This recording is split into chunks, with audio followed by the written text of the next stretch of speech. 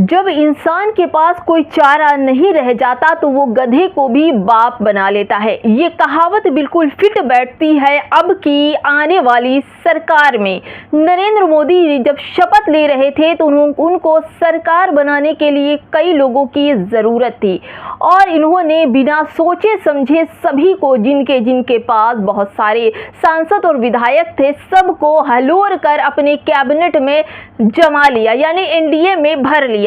अब एनडीए वाले भी चाहेंगे कि जब नरेंद्र मोदी बीजेपी में आकर अपनी सरकार बना रहे हैं, तमाम उन मंत्रियों को पद दिए जा रहे, तो हमारा भी काम होना चाहिए, क्योंकि हम तो फ्री में अपने मंत्री और अपने सांसद तो देने वाले नहीं। ये नरेंद्र मोदी ने सबसे ज़्यादा वाले सांसद लोगों को अपने एनडीए में भरा है, जिसमें से नीतीश कुमार और चंद्रबाबू नायडू सबसे अव्वल नंबर पर आते हैं। चंद्रबाबू नायडू के पास 16 सांसद हैं और नीतीश कुमार के पास 12 सांसद है और इन्हीं लोगों की भारी भरकम से वो एनडीए में आए और बाकी लोगों के 1, 2, 4, 7 इस तरह से सांसद लेकर के बने हुए हैं।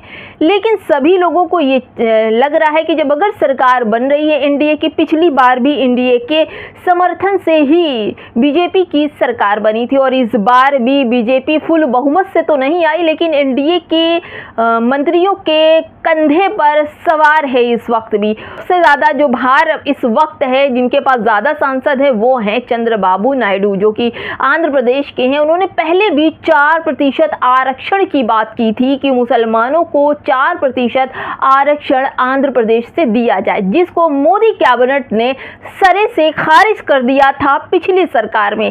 लेकिन अब चंद्रबाबू नायडू ने जो नरेंद्र मोदी से मांगा है उसकी तो पहले सुन ही लीजिए। चंद्रबाबू नायडू ने 4% मुसलमानों के लिए आरक्षण मांगा है। उसके बाद हज पर जाने वाले, जो मक्का जाने वाले हाजी हैं, मुसलमान हैं, उनको हर मुसलमानों को 1-1 लाख रुपए की मदद राशि पहुंचाने की बात की है और फिर मस्जिदों के रख रखाव के लिए 5-5 हज़ार रुपए दिया जाएगा हर महीने और मस्जिदों में आज़ान देने वाले, पढ़ाने वाले मदरसों को 10-10 हज़ार मुअज्जिन वालों को दिया जाएगा, जो वहाँ पर उसकी देखभाल करते हैं, नमाज पढ़ाते हैं, अज़ान पढ़ाते हैं। और उन लोगों को भी सरकारी नौकरी दी जाएगी जो क्वालिफाइड मुअज्जिन हैं, मौलाना हैं और कारी हैं।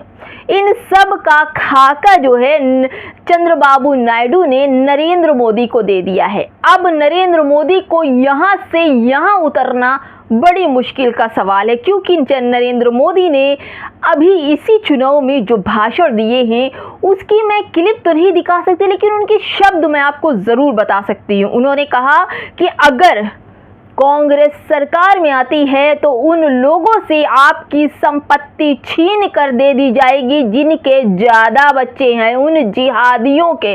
ये नाम लिया था नरेंद्र मोदी ने। और अब सुनिए, मंगलसूत्र छीन कर दे दिया जाएगा। कपड़ों से जिनकी पहचान होती है उनकी बात की जाती है। जो लोग अजान के लिए आवाज़ उठाते थे कि आज़ान ना होने पाए, नमाज पढ़ने के लिए इस सरकार में नमाज पढ़ते हुए लोगों को लात खानी पड़ी है। आपको याद होगा दिल्ली का शुक्रवार, उसके बाद आपको याद होगा मोहित बस कंडक्टर जिसने 2 नमाजियों के लिए बस रोकी, उसकी नौकरी भी चली गई। उस मोहित ने खुदकुशी भी कर ली थी। उसको बस रोकने की ये सज़ा मिली कि वो उसकी नौकरी भी गई और उसको तरह तरह से ट्रोल भी किया गया। दोस्तों, ये है हमारी सरकार। इसी को कहते हैं कि गधे को भी बाप बनाना। इस वक्त नरेंद्र मोदी को इन्हीं लोगों की ज़रूरत है और इनकी बातें माननी ही पड़ेगी। अब ये देखना होगा कि चंद्रबाबू नायडू ने जितनी शर्तें रखी हैं वो नरेंद्र मोदी कितना पूरा करते हैं। और रही बात मुसलमानों की, तो बहुत सारी चीज़ें ऐसी हैं कि मुसलमानों से नरेंद्र मोदी साफ मंचों से बोल जाते हैं कि आपकी संपत्ति छीन कर इन जिहादी, इनके बच्चों को दे दिया गया जिनके ज़्यादा बच्चे हैं। कपड़ों से इनको पहचान लो कि ये कौन हैं। ये सारी बातें हैं। नमाज पढ़ने नहीं दिया गया, बहुत सारी इनके हिजाब पे, इनकी बेटियों के हिजाब पर कर्नाटक आपको याद होगा, तमाम जगह याद होगी कि इनकी बेटियों को एजुकेशन ना दिया जाए। ये कर्नाटक और इंडिया के कई ऐसे शहर थे जहां पर यह विवाद उठा था। फिलहाल दोस्तों अब मरता क्या न करता, क्योंकि राज्य संभालना है, कुर्सी कोई छीन तो नहीं लेगा, लेकिन नरेंद्र मोदी को अपनी कुर्सी बचाने के लिए इतना तो चंद्रबाबू नायडू का कहना मानना होगा। फिलहाल दोस्तों आप लोग क्या सोचते हैं, आपकी प्रतिक्रिया मुझे इस वीडियो पर चाहिए। आपके कमेंट्स के लिए हम आपका इंतजार करेंगे। फिलहाल चलते हैं।